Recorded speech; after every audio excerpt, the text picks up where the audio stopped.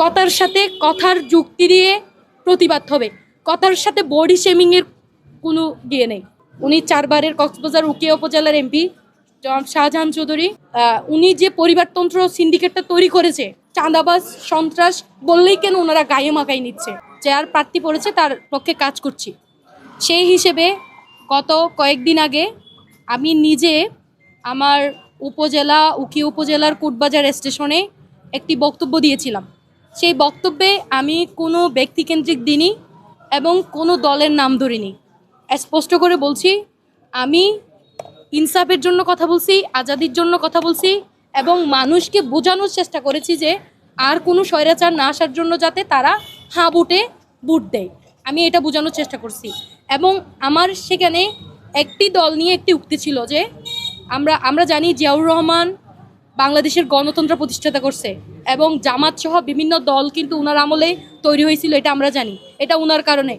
তো আমরা মনে করি একটা গণতন্ত্রের জন্য উনার আদর্শ, উনার দল আমাদের চেয়েও বেশি ধারণ করবে, এটা আমরা আশা রাখি। জিয়াউর রহমান যেহেতু আমাদের বাংলাদেশের আইডল, আমরা নিজেরাও ধারণ করি।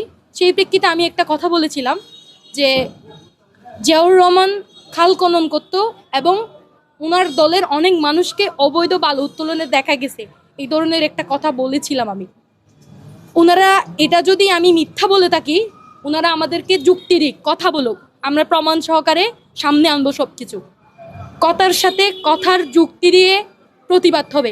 কথার সাথে বডি শেমিংয়ের কোনো দিয়ে নেই। একজন এমপি প্রার্থী, আমি আজকে ওনার নাম ধরছি, উনি 4 বারের কক্সবাজার উকিয়া উপজেলার এমপি শাহজাহান চৌধুরী এবং ভালো একজন মানুষ। কিন্তু উনি আশেপাশে যে নেতা নেত্রীদেরকে উনি যে পরিবারতন্ত্র সিন্ডিকেটটা তৈরি করেছে, এটা উনি গত 1.5 বছর উনি করেছে। না হয় আজকে আমাদের চাঁদাবাজ সন্ত্রাস বললেই কেন ওনারা গায়ে মাখাই নিচ্ছে। আমি তো বলি নাই উকিয়ার বিএনপি চাঁদাবাজ, আমি তো বলি নাই উকিয়ার বিএনপি চাঁদাবাজি করছে।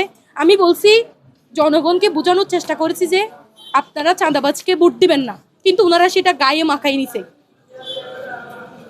যদি আমার কথায় কোনো ধরনের ভুল, বিএনপি হোক জামাত হোক যে কোনো দল যদি বলতে পারে আমার যুক্তি তর্কে আমার কথাই ভুল ছিল, আমি সেটার জন্য ক্ষমা চাইব।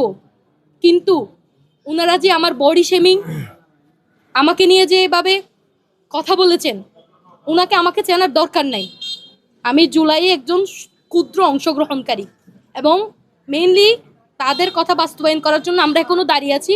যে 2000 শহীদ কবরে চলে গেছে, এদের জিনিসগুলো বাস্তবায়ন করার জন্য আমরা এখনো দাঁড়িয়ে আছি, কথা বলছি, যুদ্ধ করছি।